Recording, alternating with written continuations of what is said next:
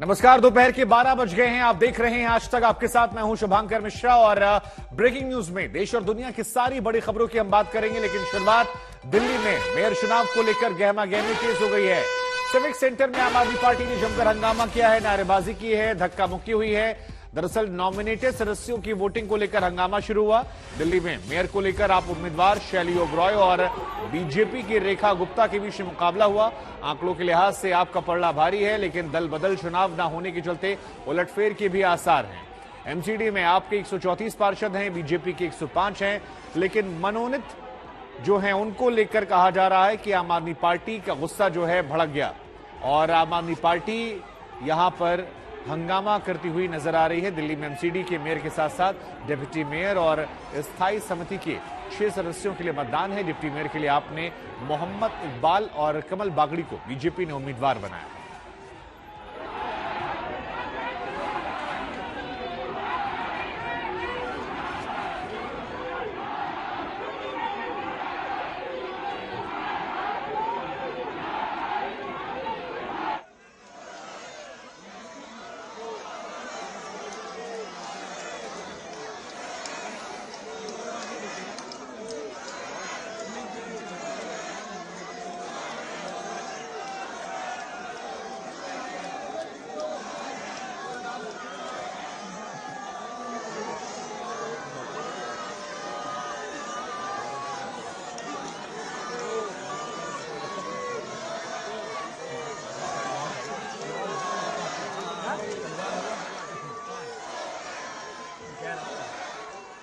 सुशांत मेहरा इस खबर पर ज्यादा जानकारी के लिए हमारे साथ जुड़ रहे हैं। सुशांत, एमसीडी मेयर चुनाव को लेकर हंगामे की तस्वीरें हम दिखा रहे हैं। कहा जा रहा है कि जो मनोनीत हैं उनके वोट डालने को लेकर विवाद हुआ है। जरा समझाइए क्या ये विवाद है और फिलहाल वहां पर क्या स्थिति बनती हुई नजर आ रही है। देखिए शुभांकर, सबसे पहले मैं आपको जानकारी दे दूं कि सबसे पहले पीठासीन अधिकारी को शपथ जो है वो दिलाई जाती है, क्योंकि पीठासीन अधिकारी ही जो है वो तमाम जो पार्षद हैं जो चुनकर के आए हैं और उसके साथ साथ जो मनोनीत पार्षद हैं उनको शपथ दिलाते हैं।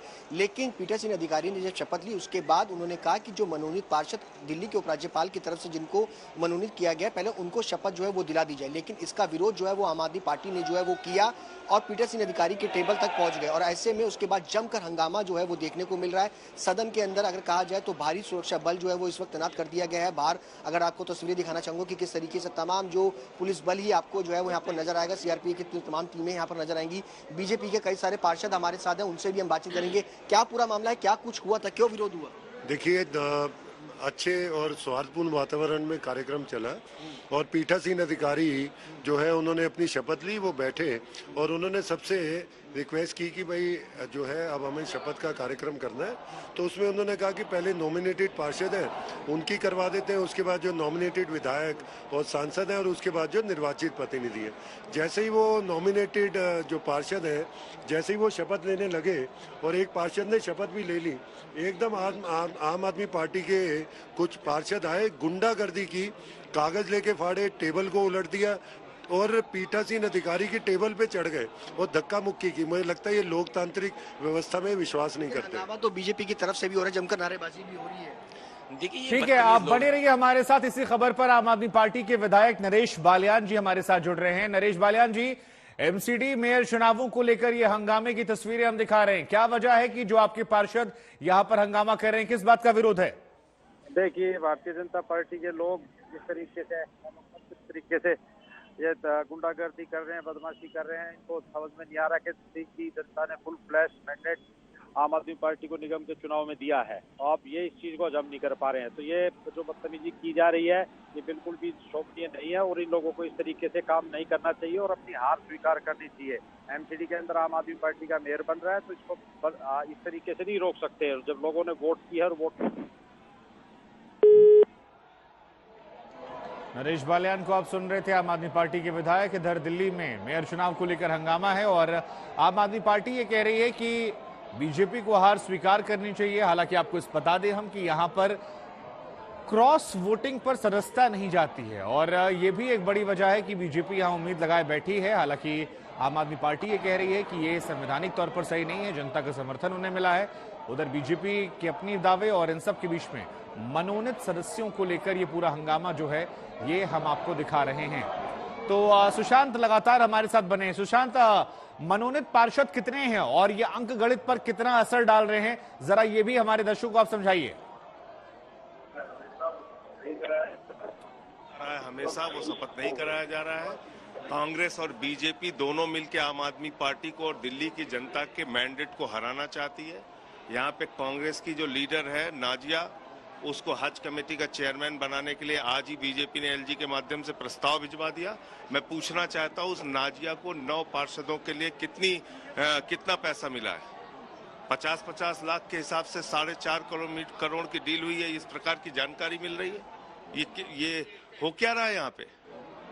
तो इसलिए इसको तुरंत संज्ञान लेना चाहिए और इस तरह से जिस तरह यहाँ सुबह से हंगामा हो रहा है, गुंडागर्दी हो रही है, लोकतंत्र का गला घोटा जा रहा है, ये बिल्कुल गलत है। बीजेपी का आरोप है कि आप सब आम आदमी पार्टी के जो पार्षद हैं वो पहुंचे थे, उनका बीच में हंगामा हुआ। देखिए आप सांसद संजय सिंह जो है वो अंदर पहुंचे हैं। यहाँ पर देखिए सदन की कार्रवाई को तस्वीर दिखाएंगे, एक्सक्लूसिव तस्वीरें देखिए किस तरीके से सदन के अंदर जमकर हंगामे की तस्वीरें आपको यहाँ पर नजर आएंगी। और तमाम जो पार्षद है वो यहाँ पर इस वक्त हंगामा जो है वो करते हुए नजर आ रहे हैं। नारेबाजी जो है वो यहाँ पर हो रही है। शुभांकर ये तस्वीरें देखिए किस तरीके से यहाँ पर जो है वो इस तरीके से यहाँ पर हंगामा जो है वो किया जा रहा है। देखिए आप इस तरीके से मिसबिहेव नहीं करें, नहीं ठीक है, आप मिसबिहेव मत कीजिए। आप देख सकते हैं कि ये तस्वीरें किस तरीके से यहाँ पर जो अधिकारी हैं यहाँ पर तमाम इस तरीके से बातचीत जो है वो करते हुए यहाँ पर आप देखेंगे।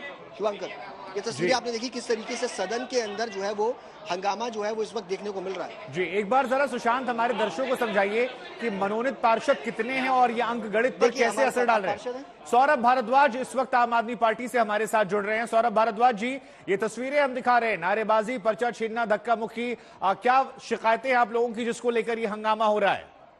देखिए ये तो पूरी की पूरी बेईमानी पे भारतीय जनता पार्टी उतर आई है और एलजी साहब इस पूरी बेईमानी के अंदर साथ दे रहे हैं। पहली बेईमानी, ये जो प्रिसाइडिंग ऑफिसर होता है, जो मनोनीत किया जाता है स्पीकर, वो जो है वो सबसे पुराना जो मेंबर होता है वो करते हैं। जो मुकेश गोयल जी को बनना था उसकी जगह इन्होंने एक भारतीय जनता पार्टी की पार्षद को बना दिया, जो कि एक बेईमानी है। जो एल्डरमैन बनते हैं, जिनको नॉमिनेटेड काउंसलर बोलते हैं, वो दिल्ली सरकार बनाती है, वो भी एलजी साहब ने भारतीय जनता पार्टी के कार्यकर्ताओं को बना दिया, जो दूसरी बेईमानी है। और तीसरी और सबसे बड़ी बेईमानी अब वो ये कर रहे हैं कि आज तक के इतिहास में कभी नहीं हुआ कि ये जो मनोनीत पार्षद होते हैं, जो ये नॉमिनेटेड काउंसलर्स होते हैं, ये मेयर, डिप्टी मेयर और स्टैंडिंग कमेटी के जो मेंबर चुने जाते हैं हाउस में, उसमें इनकी वोट नहीं है। ये डीएमसी एक्ट के अंदर साफ तौर पे लिखा हुआ है, ये वोट नहीं। अब जबरदस्ती ये हो रही है कि ये कह रहे हैं कि साहब इनकी वोट करा के इनकी वोट डाली जाए, तो पूरी और पूरी बेईमानी है। अगर सौरभ भारद्वाज जी, जिस दिन ये खबर सामने आई थी, मुझे अच्छे से याद है कि जिस दिन यहाँ पर नतीजे निकल रहे थे, उस दिन भी बीजेपी की तरफ से ये दावा किया जा रहा था। हालांकि आप लोग कह रहे थे कि कानूनी पहलू पर सही नहीं है, वो कह रहे थे कि कानूनी पहलू पर सही है। तो अगर यहां पर वोट डलवाने की कोशिश होती है तो फिर आप लोग की तरफ से अगला कदम क्या होगा? क्योंकि बीजेपी तो उस दिन से कह रही है कि संवैधानिक है, ये कानून के दायरे में है। बेईमानी को रोकने का क्या कदम होता है? बेईमानी को रोका जाता है और फिर उसके खिलाफ जो है कोर्ट में जाया जाता है, कंप्लेंट की जाती है। मगर ये बेईमानी पे अगर कोई आदमी उतर आएगा, ना वो अपने जो है वो कॉन्स्टिट्यूशन को मानेगा, ना वो डीएमसी एक्ट को मानेगा, ना वो परंपराओं को मानेगा, तो आप क्या कर सकते हैं? ये तो मतलब कि आप फिर लोगों को बताएंगे कि जिस जनता ने भारतीय जनता पार्टी को वोट नहीं दिया, इनको रिजेक्ट कर दिया, ये जबरदस्ती चोर दरवाजे से उस सरकार को नहीं, तो क्या क्रॉस वोटिंग का भी आप लोग को डर है सर? क्योंकि यहाँ पर क्रॉस वोटिंग जो रद्द होती नहीं है और कहा जाता है कि जो मनोनीत हैं अगर उनके साथ कुछ क्रॉस वोटिंग हो गई तो खेल बदल सकता है। क्या इसी बात का आप लोग को अंदेशा और डर है? देखिए अगर क्रॉस वोटिंग हो रही होती हमारी तरफ से तो भारतीय जनता पार्टी बेईमानी पे ना उतरती, क्योंकि आम आदमी पार्टी के 134 पार्षद बिल्कुल आम आदमी पार्टी के साथ हैं। ये एक भी आदमी को खरीद नहीं पाए, धमका नहीं पाए, इसलिए ये बेईमानी का रास्ता इन्होंने चुना कि भाई साहब अपने नॉमिनेटेड काउंसलर ले आएंगे, उनको वोट भी जबरदस्ती डलवा देंगे, अपनी ही प्रिसाइडिंग ऑफिसर लगा लेंगे। ये तो पूरी और पूरी बेईमानी, ये तो कभी जो है किसी हाउस के अंदर नहीं देखा गया जो इस तरह से देखा जा रहा है। और देश की राजधानी में ये बेईमानी हो रही है। अच्छा, सुबह ही लिख दिया, बाहर नोटिस लगा दिया कि इसकी लाइव स्ट्रीमिंग बंद है। अब आप हाउस है जिसके अंदर आप लाइव स्ट्रीमिंग को बंद करा दें कि आप जो है उसकी स्ट्रीमिंग बाहर नहीं देंगे कि अंदर क्या हो रहा है। इसका मतलब मंशा बेईमानी की पहले दिन से है, सुबह से है, और इन्होंने ये पूरी की पूरी बेईमानी करने का एक प्लान बनाया हुआ है। जी सौरभ जी, वैसे आंकड़े जो हैं वो तो अभी भी आपके पक्ष में हैं। अगर ये मनोनीत वाले हो भी जाते हैं, इसके बावजूद आंकड़े आपके पक्ष में जरूरी नंबर से ज्यादा है, तो फिर ऐसे में चिंता किस बात की है? ये संवैधानिक दायरा जो आप कह रहे हैं उसके विरोध को लेकर है ये प्रदर्शन, या फिर डर है कि मेयर कुर्सी को लेकर कोई कुछ गड़बड़ ना हो जाए, जैसा बीजेपी दावा कर रही है? डर नहीं है। अब ऐसा है कि 2 प्लेयर कुश्ती के अंदर आ गए, ठीक है, एक प्लेयर तोड़ दूंगा और मैं तो जीतूंगा, और दूसरा आदमी कह देता है कि भैया तुम इतने मजबूत हो तो मेरी हॉकी की टीम के अंदर दुगने सदस्य होंगे, मेरी टीम में डबल होंगे। अगर डबल होंगे सदस्य तो आप कहोगे कि साहब आप डर गए क्या इनके डबल सदस्यों से? अरे डबल क्यों हो गए भाई? जो नियम है खेल के उसी नियम से खेला जाएगा ना, बेईमानी कोई ना की जाएगी। और दूसरा आदमी बेईमानी कर रहा है तो आप ये कहें कि नहीं साहब आप बेईमानी क्यों नहीं करते रहे, इसका मतलब आप डर गए। अरे डर क्या गए, बेईमानी तो नहीं है। क्रिकेट की टीम में 11 प्लेयर होते हैं, अब पाकिस्तान कहे कि जी हमारे 11 नहीं हमारे 31 प्लेयर खेलेंगे, और हम कहे कि भारत की टीम क्या डर गई इनसे? ये तो बड़ी गलत बात हो जाएगी।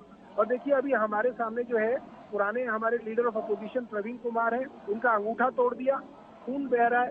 भारतीय जनता पार्टी वालों ने ये हाल किया इनके साथ, बांध लो वरना खून निकल रहा है इसके अंदर। ये मेरे सामने प्रवीण कुमार के साथ हाथापाई किया गया और इनका अंगूठा तोड़ दिया गया, इनके कपड़े फाड़ दिए गए। अब तो गुंडागर्दी पे जो है भारतीय जनता पार्टी उतर रही है। जी, तो अब जो स्थिति सर यहाँ नजर आ रही है, इसको देखकर आप लोग को लग रहा है कि आज ये फैसला हो पाएगा? क्योंकि यहाँ हंगामा जो हम दिखा रहे हैं वो तो इस वक्त चरम पर है। बिल्कुल बदमाशी गुंडागर्दी पे भारतीय जनता पार्टी उतर आई है, और ये गुंडागर्दी जो है हम चलने नहीं देंगे। हम कांग्रेस नहीं है क्योंकि गुंडागर्दी, ये आम आदमी पार्टी है जिसने भारतीय जनता पार्टी को कई बार हराया और इस बार भी हराएंगे। ठीक है सौरभ जी, आपका शुक्रिया, आपने अपनी बात रखी, अपनी पार्टी का पक्ष रखा। सौरभ भारद्वाज कहते हुए कि हम कांग्रेस नहीं है, हम इसका विरोध करेंगे चाहे यहां पर या कोर्ट तक। लेकिन फिलहाल ये तस्वीरें हम आपको दिखा रहे हैं, आम आदमी पार्टी के सदस्यों का हंगामा जो है वो यहां पर नजर आ रहा है, जमकर नारेबाजी हो रही है। और आपको बता दें हालांकि ये जो विरोध है ये उस दिन से ही शुरू हो गया था जिस दिन नतीजे निकल कर आए थे। बीजेपी बार बार ये दावा कर रही थी कि मनोनीत सदस्यों का इस्तेमाल जो है वो होगा, आम आदमी पार्टी कह रही थी संविधान के खिलाफ है। अब इन सब के बीच में फिलहाल ये नारेबाजी, ये हंगामा, ये प्रदर्शन। और एमसीडी चुनाव में एक और बात जो खास है वो ये कि क्रॉस वोटिंग जो है उसकी गुंजाइशें बनी होती हैं, क्योंकि यहां पर दल बदल कानून जो है वो नहीं चलता है। और ये भी एक बड़ी वजह है कि उलटफेर का डर जो है वो सताता रहता है। जब तक सारे वोट पड़ ना जाएं, जब तक मेयर बन ना जाए, तब तक सभी पार्टियां जोर आजमाइश करती रहती हैं। बीजेपी ने भी दावे किए थे कि वो अपना मेयर बनाएगी। हरीश खुराना हमारे साथ जुड़ रहे हैं भारतीय जनता पार्टी की तरफ से। हरीश खुराना जी, एमसीडी मेयर चुनावों को लेकर आप लोग शुरू से दावा कर रहे थे कि मेयर बीजेपी का होगा। अब आम आदमी पार्टी कह रही है कि आप संवैधानिक मूल्यों को ताक पर रख रहे हैं, ये गलत है, जिसकी इजाजत नहीं दे सकते वो, और विरोध कर रहे हैं इसलिए। शुभांकर, आज दिल्ली के इतिहास का सबसे काला दिन है लोकतंत्र का। जो पार्टी कहती है कि मैं सत्ता के अंदर हूँ और मेरा अगला मेयर चुनने जा रहा हूँ, वही पार्टी अभी मेयर का इलेक्शन शुरू नहीं हुआ, अभी ओथ ली नहीं गई, जिस प्रकार का हल्ला, जिस प्रकार का मारपीट, जिस प्रकार का हंगामा क्रिएट किया जा रहा है हाउस के अंदर, वो ये दिखाता है कि वो पार्टी कहीं ना कहीं फ्रस्ट्रेटेड है, कहीं ना कहीं घबराहट के अंदर है कि उन पर कहीं ना कहीं मेयर या क्रॉस वोटिंग होगी, आम आदमी पार्टी के लोग चुचौड़ करेंगे। लेकिन मेरा मानना फिर यही है कि जिस प्रकार का हल्ला क्रिएट किया जा रहा है, ये आम आदमी पार्टी की फ्रस्ट्रेशन है, आम आदमी पार्टी की बौखलाहट के सामने सबके सामने आ रही है। नहीं हरीश जी, वो कह रहे हैं कि आप लोग के पास नंबर नहीं था, फिर आप लोग दावा क्यों कर रहे हैं? और क्रॉस वोटिंग का डर नहीं है, इसलिए आप लोगों ने मनोनीत सदस्यों का इस्तेमाल कर लिया, ऐसे आरोप लगा रहे हैं। पहली बात, मनोनीत सदस्य कभी वोटिंग नहीं करता है, ये बात आम आदमी पार्टी के लोग जो बोल रहे हैं वो झूठ बोल रहे हैं। मनोनीत सदस्य को वोटिंग राइट नहीं होता है, पहली बात। दूसरी बात, अरे सदन के अंदर फैसला होगा ना, हाउस के अंदर फैसला होगा किसका बहुमत है किसका नहीं है। अरे बाबा, आपको मालूम है, इसका मतलब आप चुनाव हार रहे हैं, आप स्टैंडिंग कमेटी के सदस्य आप हार रहे हैं, आप मेयर हार रहे हैं, इसका मतलब आप ओथ नहीं होने दे रहे। सवाल तो ये है कि ओथ होने दीजिए, उसके बाद वोटिंग होने दीजिए, दूध का दूध पानी का पानी हो जाएगा। लेकिन आप सदन के अंदर फैसला ना करके, सदन के अंदर गुंडागर्दी करके इस प्रकार का हल्ला क्रिएट कर रहे हैं, दिखाता है कि आप फ्रस्ट्रेटेड है। आपको मालूम है कि आप नंबर के अंदर पिछड़ रहे हैं, इसका मतलब तो यही है ना। तो हरीश जी, आप लोगों को लगता है आप लोग मेयर बना लेंगे? क्योंकि आपने दावा तो किया था रिजल्ट के दिन, मुझे याद है। शुभांकर मेयर बनाना या ना बनाना का काम सदन का है। जी। सदन के बाहर वो फैसला नहीं हो सकता और वो फैसला वहाँ के पार्षद करेंगे। क्या होगा क्या नहीं होगा ये मैं भी नहीं जानता, या आप भी नहीं जानते, कोई भी नहीं जानता। लेकिन जी। इस प्रकार की जो पार्टी कहती है मैं सत्ता के अंदर हूँ, जो पार्टी कहती ठीक है मेरा- हरीश जी, मेरा- आप मैं आपके पास आता हूं। मनोज तिवारी कुछ कह रहे हैं, इस वक्त सुनते हैं। चलिए मनोज जी, स्क्रीन पर नजर आ रहे हैं, उनसे दोबारा कोशिश करेंगे। लेकिन हरीश जी, जो आप पर ये आरोप लग रहे हैं कि लोकतांत्रिक मूल्यों का हनन हो रहा है, कोर्ट हम जाएंगे, इसको कैसे काउंटर करेंगे? सौरभ भारद्वाज थोड़ी देर पहले कह रहे थे वैसे ही तुरंत हंगामा शुरू हो गया और उसके बाद से जो चीजें हैं वो आपने देखा। मनोज तिवारी खुद यहाँ पर पहुंचे हुए हैं। जो तरह हंगामा है आज शपथ के ही दिन, वो इसको आप कैसे देखते हैं? ये बहुत ही दुर्भाग्यपूर्ण है। आप देखिए, जो पार्टी सत्ता में है और जो पार्टी सदन में भी उसके नंबर अच्छे, उनके नंबर ज्यादा है, उसके बाद भी ये हालत, उसके बाद भी सदन की गरिमा को गिराना, उसके बाद भी हल्ला गुल्ला करना, गुंडागर्दी करना, ये बिल्कुल ही आश्चर्य का विषय है। हमको लगता है कि वो मानसिक रूप से और नैतिक रूप से हार चुके हैं। हम सभी सांसद बैठे हुए हैं और मुझे लगता है कि उन्होंने एक निगम के सदन को इस तरह का अखाड़ा बना दिया है। लगातार गुंडागर्दी चल रही है, अंदर धक्का मुक्की चल रही है। मैं नहीं समझता हूं कि आम आदमी पार्टी विश्वस्त है कि वो शायद जीत पाए। ऐसा लगता है उनके अंदर बहुत सारा डर है कि शायद उनके लोग ही उनके साथ न दें। ये बहुत ही दुखद स्थिति है और हम इसकी निंदा करते हैं। तो आपने देखा कि किस तरह से मनोज तिवारी साफ तौर पर कह रहे हैं कि वो इसकी निंदा कर रहे हैं और शपथ के पहले ही दिन किस तरह से अखाड़ा बना दिया। जगन्नाथ के साथ राम किंकर सिंह, दिल्ली आज तक। दिया बुरी तरीके से हार गए वो लोग, तो ये कर रहे हैं, आप देखिए ये कर रहे हैं। हमारे एक पार्षद का 2 बार से चुना हुआ ये पार्षद है, इसका खून बहा रहे हैं सदन के अंदर, मारपीट, कपड़े फाड़ रहे हैं, देखिए आप। और वहां बीजेपी के साथ साथ सांसद मौजूद हैं। ये हो रहा है। दिल्ली की जनता ने अगर बीजेपी को हरा दिया तो हमारे लोगों की जान लेंगे, हत्या कर देंगे इनकी। आप देखिए क्या हो रहा है इनके साथ। कहां है लोकतंत्र, कहां है कानून, कहां है व्यवस्था? कि जो पार्षद मनोनीत चुनकर के आए थे उनको शपथ जो है वो दिलाई जा रही थी, जिसको लेकर के आम आदमी पार्टी के पार्षदों ने पहले हंगामा शुरू किया। ये भी सवाल उठ रहा है। देखिए, ऐसा है कि कभी भी यहां नॉमिनेटेड मेंबर को पहले शपथ कराई ही नहीं गई। हंगामा क्या कर रहे थे भाई? जो चुने हुए पार्षद हैं, शपथ उनकी होती है पहले, नॉमिनेटेड मेंबर की बाद में शपथ होती है। यही मांग की हमारे पार्षदों ने कि भाई जो चुन के आए हुए हैं, जिनको जनता ने चुन के भेजा है, उनकी शपथ पहले कराइए आप, जो हमेशा से परंपरा रही है। इसका मकसद क्या है मालूम है आपको? ये नॉमिनेटेड, जिनको एक वोट जनता ने नहीं दिया, उन नॉमिनेटेड पार्षदों का वोट कराना चाहते हैं मेयर और डिप्टी मेयर में, जबकि नियमता ये पूरी तरीके से गलत है, कानूनी रूप से भी, संवैधानिक रूप से भी और एमसीडी के नियमों के हिसाब से भी। इस पूरी चुनाव प्रक्रिया को माखौल बनाना चाहते हैं, इसका गला दबाना चाहते हैं लोग। इसलिए ये नॉमिनेटेड मेंबर्स की पहले वोटिंग शपथ करा रहे थे कि उनको वोटिंग राइट देना चाहते हैं, जिनको एक वोट जनता ने नहीं दिया। सौरभ भारद्वाज भी हैं। सौरभ, क्या कुछ कहेंगे? क्योंकि सवाल ये उठ रहे हैं कि लोकतांत्रिक प्रक्रिया संवैधानिक रूप से नहीं हो रहा था, इसको मानते हैं?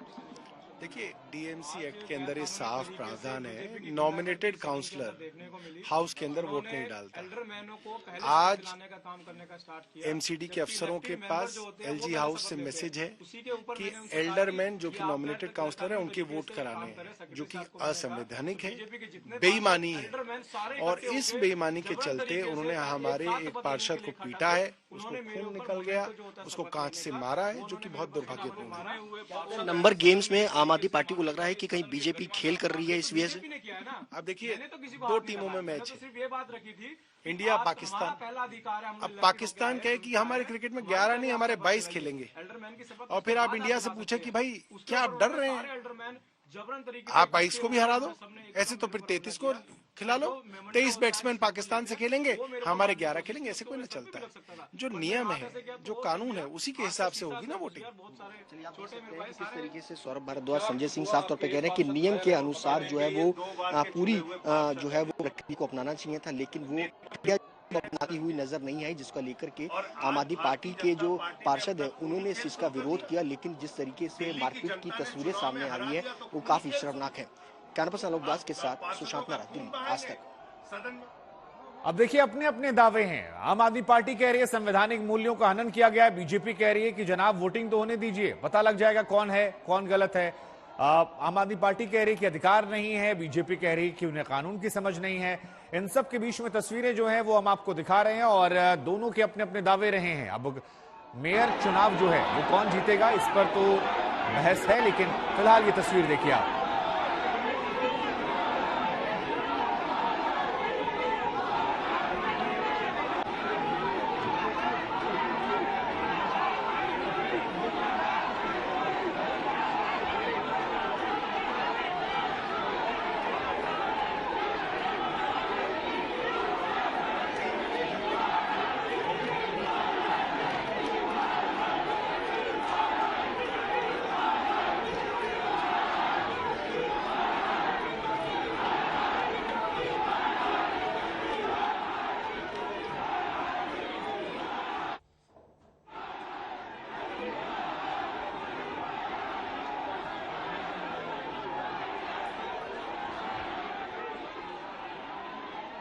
बिहार में नीतीश कुमार ने समाधान यात्रा निकाली है। समाधान यात्रा के बाद उनकी विपक्ष जोड़ो यात्रा की शुरुआत होगी। राहुल गांधी पहले से ही भारत जोड़ो यात्रा पर हैं। राजस्थान में भी बीजेपी ने जन आक्रोश यात्रा निकाल रखी है। ऐसे में 2024 से पहले देश में यात्रा की राजनीति जारी है, लेकिन सवाल है कि यात्रा से किसे कितना लाभ होगा।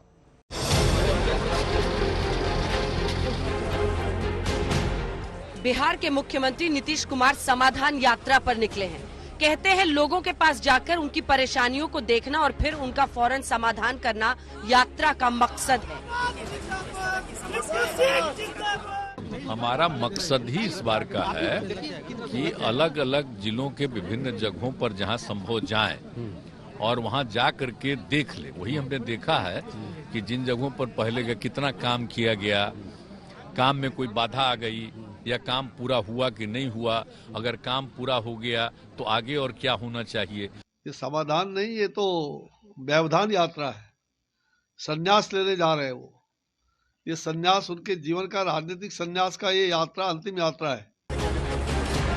नीतीश कुमार के दावे कुछ भी हो, लेकिन सियासत में जो दिखता है वो होता नहीं है। यात्रा के बहाने नीतीश बाबू की नजर 2024 पर है।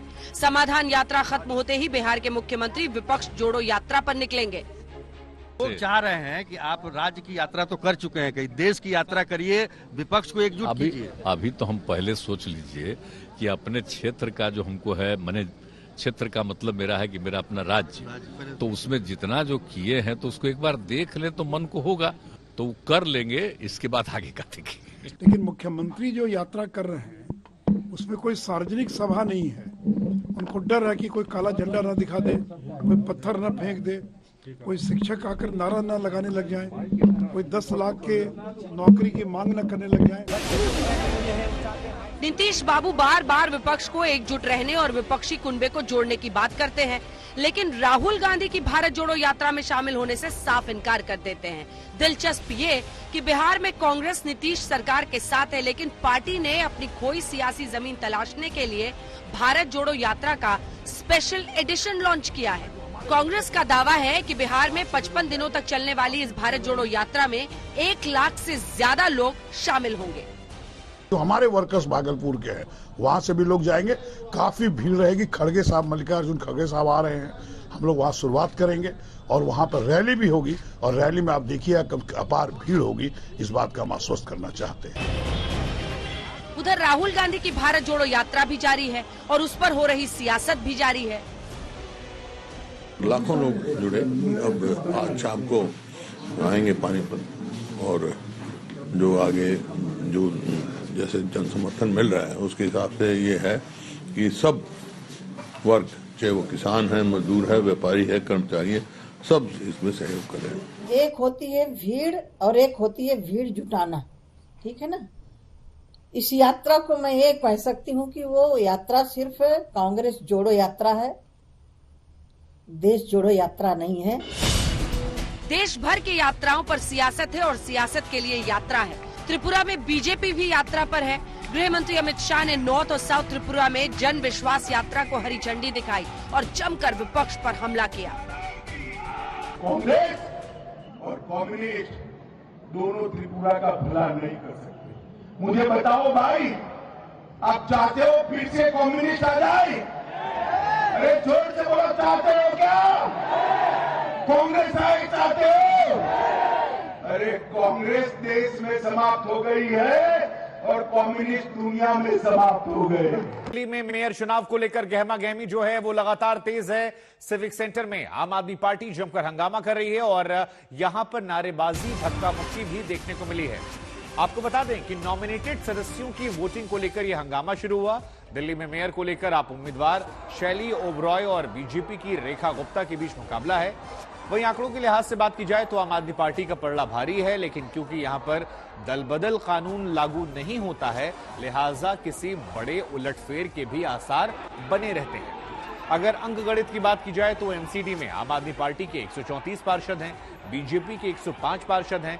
आम आदमी पार्टी आरोप लगा रही है कि पहले मनोनीत सदस्य जो हैं उनको अधिकार दिला रही है बीजेपी वोटिंग का और इस वजह से वो फेरबदल करना चाहती है। बीजेपी के नैतिक अधिकार नहीं, इन्हें ये हार चुके हैं। सुशांत हमारे सहयोगी लगातार बने हुए हैं। और सुशांत, एक बार आज तक के दर्शकों को जरा आप अंक गणित के जरिए समझा दीजिए। बीजेपी के पास 105 है, आम आदमी पार्टी के पास 134, मनोनीत कितने सदस्य हैं और अंक गणित पर कितना असर पड़ेगा? और जो बीजेपी कह रही है कि आम आदमी पार्टी को डर है कि 134 के बावजूद उनका मेयर नहीं बनेगा, इसीलिए हंगामा है, इसमें कितनी सच्चाइयां हो सकती हैं?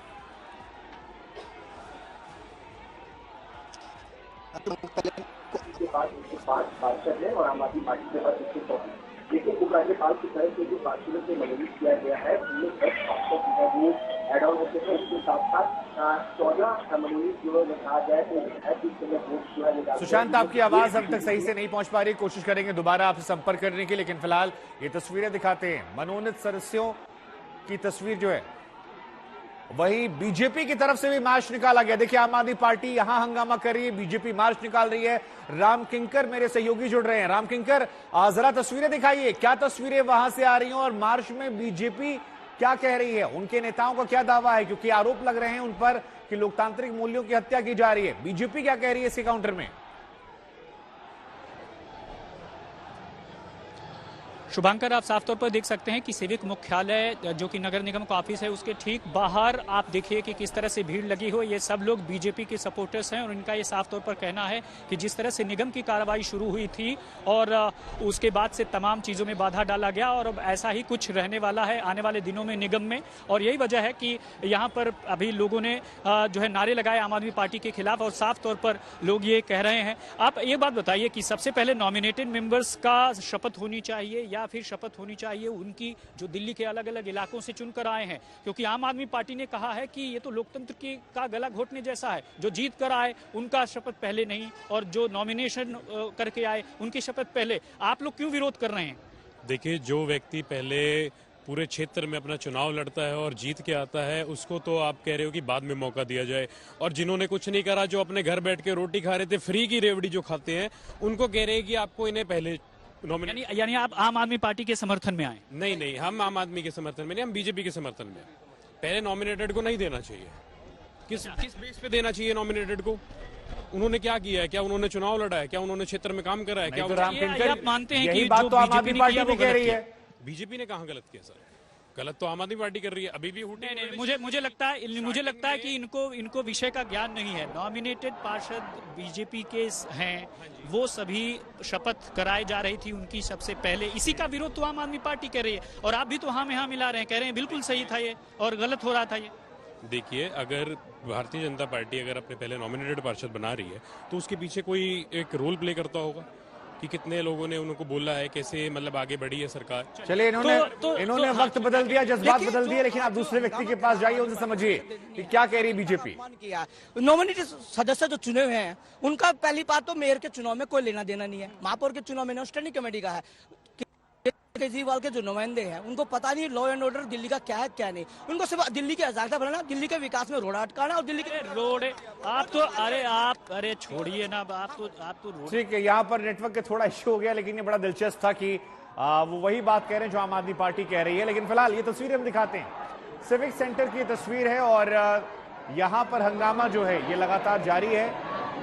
मेयर में आज एनसीडी का मेयर जो है उसको लेकर चुनाव होना था, लेकिन फिलहाल हंगामा बहुत ज्यादा।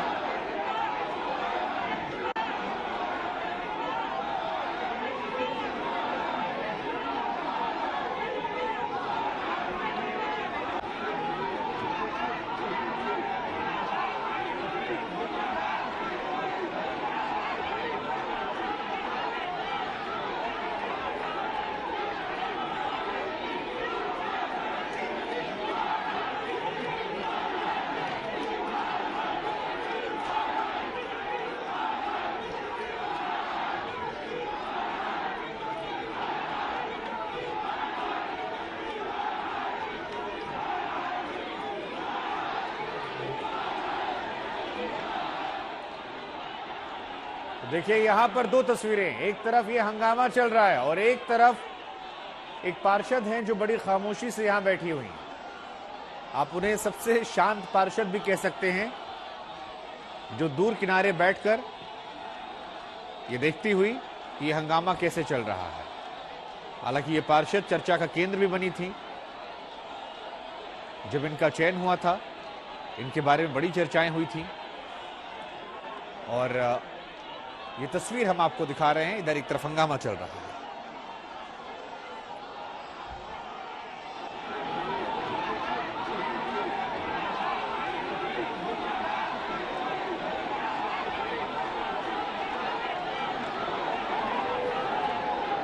तो ये तस्वीरें हम आपको दिखा रहे हैं। यहां पर हंगामा जो है ये लगातार चल रहा है और बीजेपी जो है वो अपने दावे कर रही है, आम आदमी पार्टी अपने दावे कर रही है, लेकिन फिलहाल ये तस्वीरें हम आपको दिखा रहे हैं।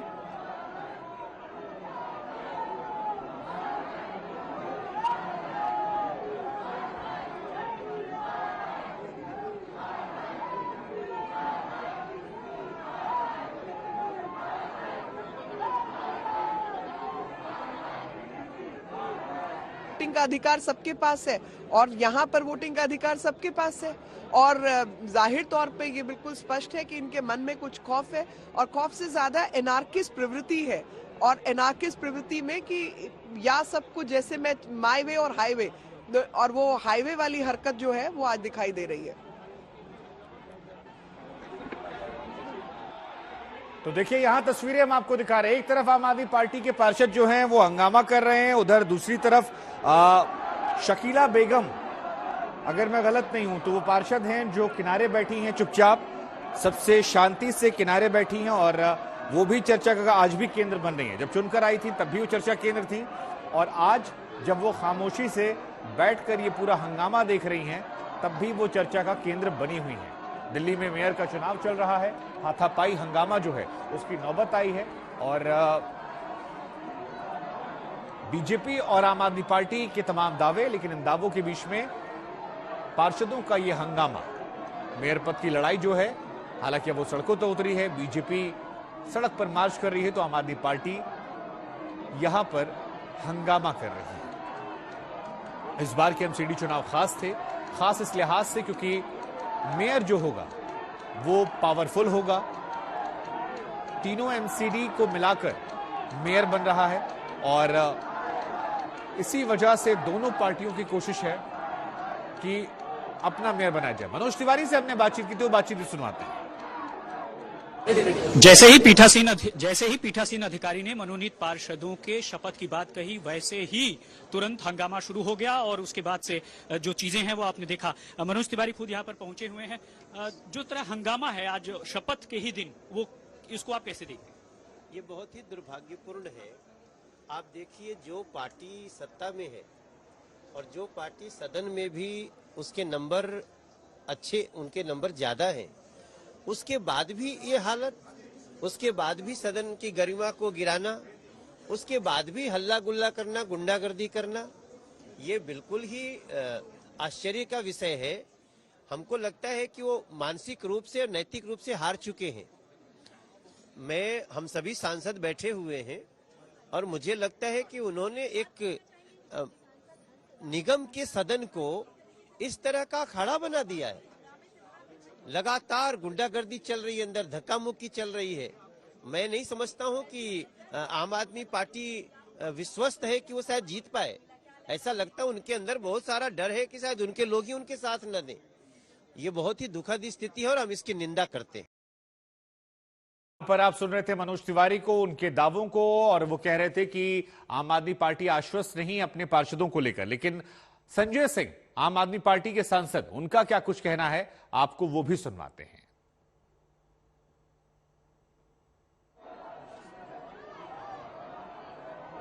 दिल्ली नगर निगम के पहले दिन ही जमकर हंगामा हुआ है। पार्षदों के बीच में गुत्थम गुत्ती जो है वो देखने को मिली है। कई सारे पार्षदों को चोट आई है, कपड़े भी फटे। हमारे साथ इस वक्त जनकपुरी से जो पार्षद है प्रवीण, वो यहाँ पर मौजूद है। इनके हाथ में आप देखेंगे किस तरीके से चोट जो है वो आई है, साथ ही साथ उनके कपड़े जो है वो फाड़ दिए गए हैं। संजय सिंह हमारे साथ हैं। क्या हुआ था सदन के अंदर, ये बताइए। लोग इलेक्टेड पार्षद है। मैं दूसरी बार जनकपुरी से आम आदमी पार्टी का मैं कैंडिडेट होकर दोबारा जीता हूं और आज पहली बार हम लोगों को सदन के अंदर शपथ लेनी थी जो इलेक्टेड मेंबर थे। आज बीजेपी ने अपनी गुंडागर्दी दिखाते हुए जो हमारे उनके नॉमिनेटेड काउंसलर थे उनको शपथ दिला रहे थे, तो हमने उनके ऊपर बात करी कि ये म्यूनसिपल सेक्रेटरी से हमने बात की कि ये तरीका ठीक नहीं है। पहले इलेक्टेड जो मेंबर है उनको शपथ लेनी चाहिए।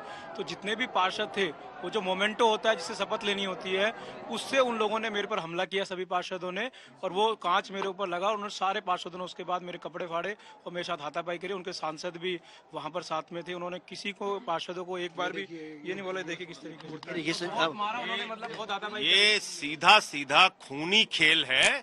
भारतीय जनता पार्टी को चुनाव में जनता ने हरा दिया, बुरी तरीके से हार गए वो लोग, तो ये कर रहे हैं। आप देखिए, ये कर रहे हैं। हमारे एक पार्षद का 2 बार से चुना हुआ ये पार्षद है, इसका खून बहा रहे हैं सदन के अंदर, मारपीट, कपड़े फाड़ रहे हैं, देखिए आप। और वहां बीजेपी के साथ साथ सांसद मौजूद हैं। ये हो रहा है। दिल्ली की जनता ने अगर बीजेपी को हरा दिया तो हमारे लोगों की जान लेंगे, हत्या कर देंगे इनकी। आप देखिए क्या हो रहा है इनके साथ। कहां है लोकतंत्र, कहां है कानून, कहां है व्यवस्था। जो पार्षद मनोनीत चुनकर के आए थे उनको शपथ जो है वो दिलाई जा रही थी, जिसको लेकर के आम आदमी पार्टी के पार्षदों ने पहले हंगामा शुरू किया। ये भी सवाल उठ रहा है। देखिए, ऐसा है कि कभी भी यहां नॉमिनेटेड मेंबर को पहले शपथ कराई ही नहीं गई। हंगामा क्या कर रहे थे भाई? जो चुने हुए पार्षद हैं, शपथ उनकी होती है पहले, नॉमिनेटेड मेंबर की बाद में शपथ होती है। यही मांग की हमारे पार्षदों ने कि भाई जो चुन के आए हुए हैं, जिनको जनता ने चुन के भेजा है, उनकी शपथ पहले कराइए आप, जो हमेशा से परंपरा रही है। इसका मकसद क्या है मालूम है आपको? ये नॉमिनेटेड, जिनको एक वोट जनता ने नहीं दिया, उन नॉमिनेटेड पार्षदों का वोट कराना चाहते हैं मेयर और डिप्टी मेयर में, जबकि नियमता ये पूरी तरीके से गलत है, कानूनी रूप से भी, संवैधानिक रूप से भी और एमसीडी के नियमों के हिसाब से भी। इस पूरी चुनाव प्रक्रिया को माहौल बनाना चाहते हैं, इसका गला दबाना चाहते हैं। इसलिए ये नॉमिनेटेड मेंबर्स की पहले वोटिंग शपथ करा रहे थे कि उनको वोटिंग राइट देना चाहते हैं, जिनको एक वोट जनता ने नहीं दिया।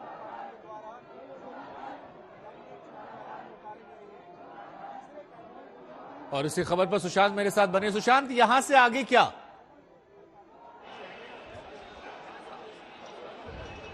देखिए शुभांकर, अब से थोड़ी देर बाद एक बार फिर से जो सदन की कार्यवाही है जो वो फिर से शुरू की जाएगी। उसके बाद पीठासीन अधिकारी जो है वो एक बार फिर से जो तमाम पार्षद है उनको शपथ जो है वो दिलाएंगे। लेकिन आम आदमी पार्टी का साफ तौर पे कहना है कि जो मनोनीत पार्षद हैं, जिनको एलजी द्वारा मनोनीत कर के सदन में भेजा गया है, उनकी शपथ जो है वो पहले क्यों कराई जा रही है, जबकि इतिहास में पहले ऐसे कभी नहीं हुआ है। यह आरोप सीधे तौर पर आम आदमी पार्टी की तरफ से जो है वो लगाया जा रहा है। राज्यसभा सांसद संजय सिंह, सौरभ भारद्वाज इस चीज का विरोध जो है वो कर रहे हैं और यही विरोध की वजह थी जिसके चलते सदन में जमकर हंगामा हुआ। कई सारे पार्षदों को जो है वो चोटें आई हैं, कपड़े फटे हैं। आपस में पार्षद जो कि जनता को चुन करके भेजती है, वो सदन के अंदर इस तरीके से हंगामा जो है वो कर रहे हैं, एक दूसरे के साथ हाथापाई कर रहे हैं। ये तस्वीरें जो है वो देखने को मिली है। आपको तस्वीरें दिखाऊंगा किस तरीके से दिल्ली नगर निगम जो वो पूरी तरीके से सिविक सेंटर में चलाया जाएगा। वहां पर इस तरीके का माहौल जो है वो बना हुआ है। सारे जो पार्षद के कार्यकर्ता है वो इस वक्त जो है वो बाहर की तरफ आ चुके हैं।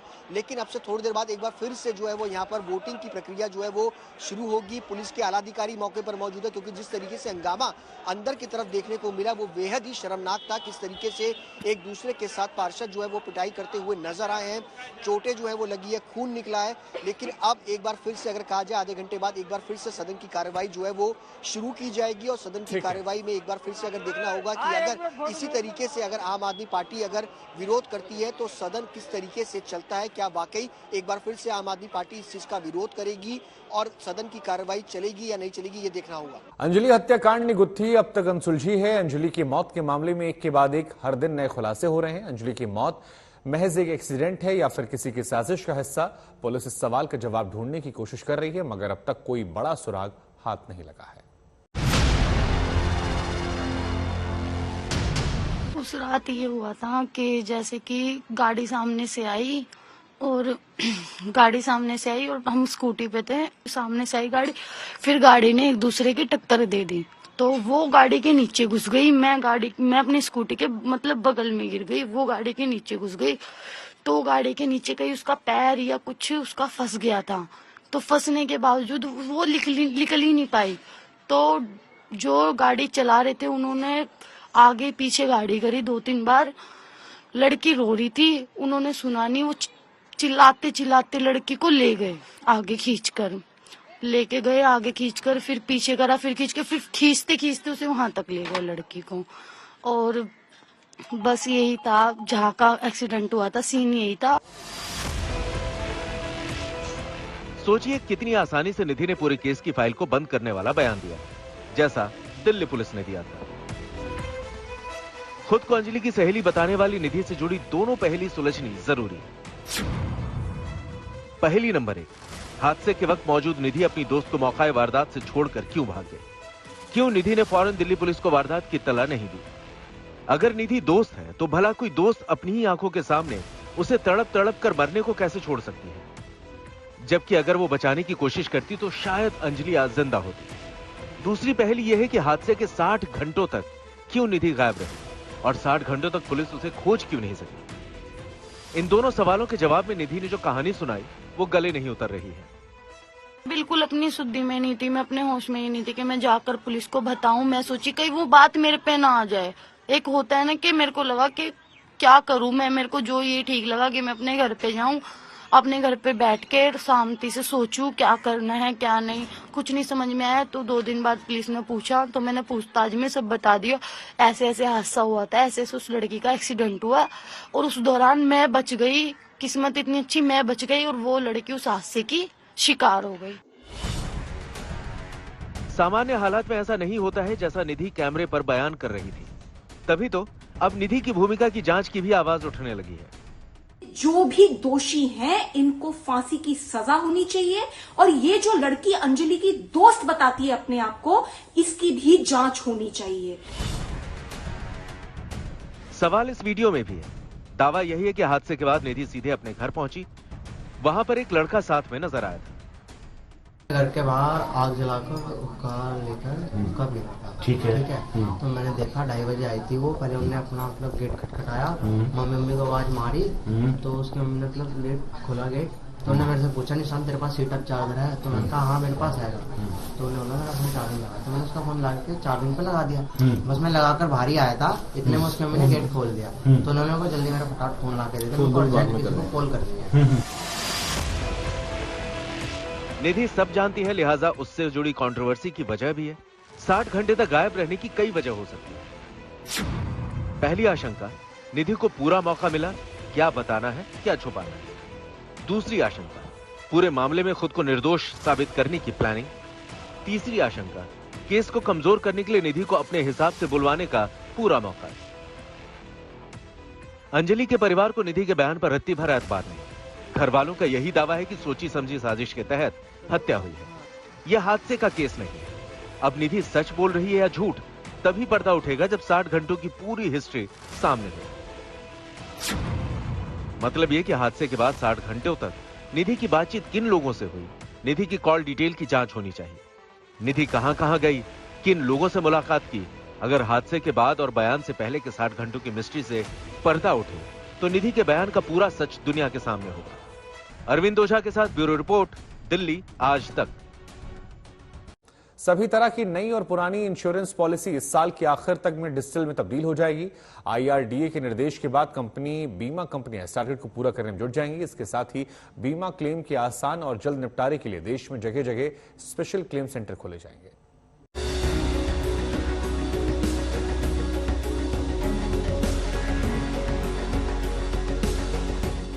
अक्सर आपने देखा होगा कि जैसे ही बीमा पॉलिसी मैच्योर होती है तो उसकी रकम को हासिल करने के लिए इंश्योरेंस लेते समय मिले डॉक्यूमेंट्स जैसे पॉलिसी नोट वगैरह को जमा करना होता है। इन कागजात के आधार पर ही बीमा कंपनी पॉलिसी की सत्यता की जांच करती है और पहचान पत्र जैसे जरूरी दूसरे दस्तावेज को चेक करके पॉलिसी की रकम ग्राहक के खाते में ट्रांसफर कर देती है। कई ग्राहक शुरुआत में मिले इन दस्तावेजों को संभाल कर नहीं रखते और फिर उन्हें नोटरी के पास जाकर हलफनामा बनवाकर जमा करना होता है। लेकिन 2023 में अब बीमा कंपनियां कुछ ऐसा करने जा रही हैं जिसके बाद पॉलिसी के इन डॉक्यूमेंट्स को संभालने की न तो जरूरत होगी और न ही इन्हें बीमा कंपनी से लेना होगा। यानी नए साल से इंश्योरेंस पॉलिसी खरीदना और उसे रखना बेहद आसान हो जाएगा। नई पॉलिसी तो वैसे भी काफी समय से डिजिटली खरीदना मुमकिन हो गया था, लेकिन 2023 के आखिर तक इंश्योरेंस कंपनियों को फिजिकल तौर पर रखे गए सभी पुराने बीमा प्रोडक्ट्स को डिजिटल रूप में तब्दील करना अनिवार्य होगा। IRDA के दिशा निर्देशानुसार 2023 के खत्म होने तक सभी इंश्योरेंस प्रोडक्ट्स डिजिटल फॉर्म में कन्वर्ट कर दिए जाएंगे। बीमा क्लेम के निपटारे के लिए भी अब बड़ी पहल की जा रही है। इसके तहत देश भर में खास तौर पर क्लेम सेंटर बनाए जाएंगे जिससे लोगों को क्लेम सेटलमेंट में देरी या परेशानी न हो। हेल्थ इंश्योरेंस की तरह दूसरे बीमा क्लेम के निपटारे के लिए सभी रीजन में क्लेम सेंटर खोले जा रहे हैं। हेल्थ इंश्योरेंस की तर्ज पर सभी बीमा क्लेम के अधिकतम 30 दिनों में निपटारे का प्रयास शुरू हो गया है। इससे मोटर वाहन से जुड़े बीमा क्लेम के सेटलमेंट में भी 30 दिन के अंदर निपट जाएंगे, जिनमें फिलहाल इससे ज्यादा समय लग जाता है। क्लेम सेंटर में केवल क्लेम के निपटारे का ही काम होगा। इसकी एक बड़ी वजह कोविड-19 के बाद छोटे शहरों में बढ़ता हेल्थ इंश्योरेंस का दायरा है। सरकार का लक्ष्य 2047 तक सभी लोगों को बीमा कवरेज मुहैया कराना है। इसके साथ ही हेल्थ इंश्योरेंस के मामले में अस्पतालों और बीमा कंपनियों के बीच बेहतर तालमेल के लिए एक इकोसिस्टम बनाए जाने के मकसद से भी क्लेम सेंटर्स का दायरा बढ़ाया जा रहा है। एडा का जल्द लॉन्च होने वाला बीमा सुगम पोर्टल भी इस काम में मददगार साबित होगा, जिससे बीमा प्रोडक्ट्स की पहुंच छोटे शहरों और गांवों तक हो जाएगी, क्योंकि बीमा ग्राहकों को एक ही जगह पर सभी कंपनियों के प्रोडक्ट्स और उनके प्रीमियम का अनुमान लग जाएगा। इससे ग्राहक अपनी सुविधा और बजट के अनुसार बीमा प्रोडक्ट्स को खरीद सकेंगे। इसके साथ ही एडा ने बीमा कंपनियों को सस्ते बीमा प्रोडक्ट्स लॉन्च करने के लिए भी कहा है। उम्मीद है कि इसके बाद देश का बीमा सेक्टर एकदम बदल जाएगा और लोगों को क्लेम या पॉलिसी की मैच्योरिटी के वक्त कहीं भटकना नहीं पड़ेगा। आज तक ब्यूरो।